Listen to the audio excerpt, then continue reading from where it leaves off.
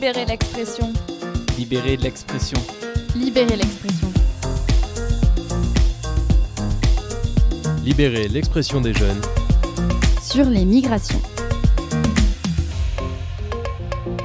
Est-ce que tu peux nous dire pourquoi tu es là aujourd'hui ? Alors c'est une manifestation pour le droit au logement et notamment celui des enfants. C'est aussi les 30 ans de la Convention internationale des droits des enfants. Donc ça réunit un petit peu les deux. Je suis là parce que j'habite Saint-Étienne et que je crois que je suis préoccupé par les gens qui vivent dans cette ville et que je suis préoccupé de la manière dont la ville gère les populations ici, et notamment celles qui sont à la rue, celles qui sont migrantes, celles qui sont sans abri, celles qui sont celles qui n'ont pas forcément de maison. Pourquoi tu es venu ? Parce qu'il y a des migrants qui se sont fait enlever, qui se sont fait déplacer de Saint-Étienne. Mais en France, on est dans un pays où le droit citoyen il est quand même assez important. Et le droit d'asile et le droit d'avoir un toit, c'est quelque chose qui mérite d'être soutenu, notamment en France. C'est un mouvement qui a commencé depuis les expulsions de l'année dernière. En fait, les solutions n'ont toujours pas été trouvées.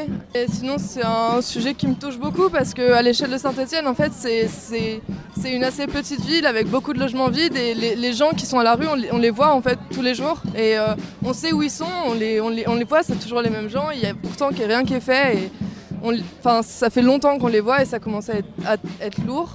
Et moi, ça me touche, ça me rend triste.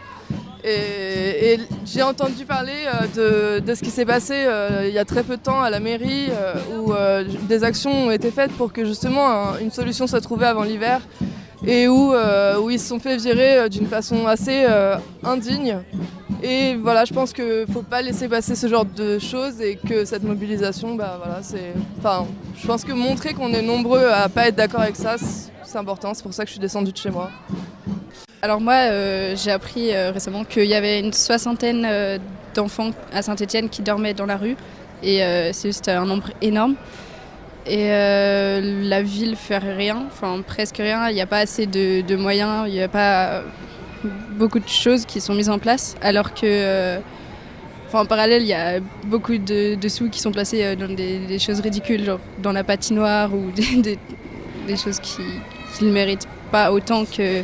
Ouais, qui sont pas nécessaires comme... là, on arrive dans l'hiver, c'est juste horrible en fait.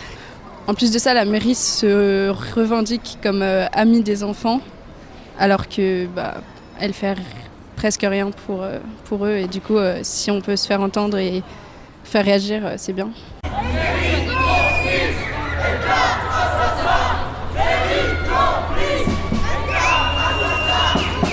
Moi, il y a beaucoup de choses qui m'ont choquée visuellement parce que je suis allée à des endroits où ils étaient réfugiés, donc à la Talaulière. Je suis pas allée à Solan ou au squat de la Maison Bleue, et ça m'a vraiment touchée de voir aux endroits où les gens vivent. C'est invivable. Leurs conditions de vie c'est pas vivable, je trouve. Et ça m'a beaucoup choquée de voir aussi des gens de tout âge. Il y avait des enfants, il y avait des vieillards, il y avait des femmes enceintes, il y avait des gens, des adultes. De tout genre de personnes qui vivaient dans ces endroits qui étaient vraiment avec des conditions de vie très minimalistes, on peut dire, avec peu de moyens, quoi. Je sais pas, juste, moi je me dis que là, toutes les trois, on est toutes des enfants en soi. Et que, par exemple, c'est notre journée, c'est aussi de comparer nous, comment on vit, on est des enfants, machin, etc. On a un toit, on est au chaud, on mange bien, etc. Et de me dire que des gens, ils ont notre âge, et ils sont dans la même ville que nous, ils ont les mêmes droits que nous, et ils n'arrivent pas à les avoir, quoi. Enfin, ils sont sous des ponts. Voilà. Avec on est en formation assistante sociale, on est en dernière année, donc je pense qu'on est quand même particulièrement touché par toutes ces questions-là.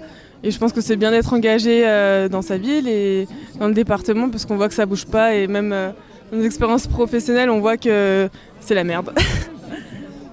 Que des gens puissent dormir, on parle quand même de 7 familles au niveau du Clapier qui sont à la rue, c'est pas non plus énormément de gens, donc je pense que débloquer des fonds pour loger ces familles, c'est pas non plus la mer à boire. Après, oui, ce qui m'horripile, c'est qu'on puisse laisser encore des gens dormir à la rue comme ça, sans rien faire.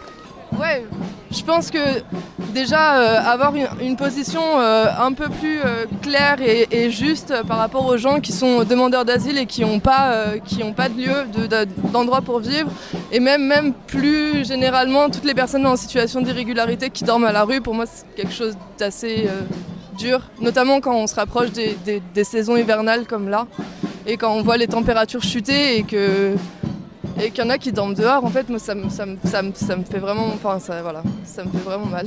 Voilà, mais du coup, ouais, j'espère que, en fait, ce que j'aimerais, ça serait que on trouve une solution pour utiliser les logements qui sont vides à Saint-Étienne, en fait, qu'il n'y ait pas autant de logements vides et si peu de personnes à la rue, parce qu'ils sont pas si nombreux que ça au final par rapport à la quantité de logements qu'il y a ici. Et voilà.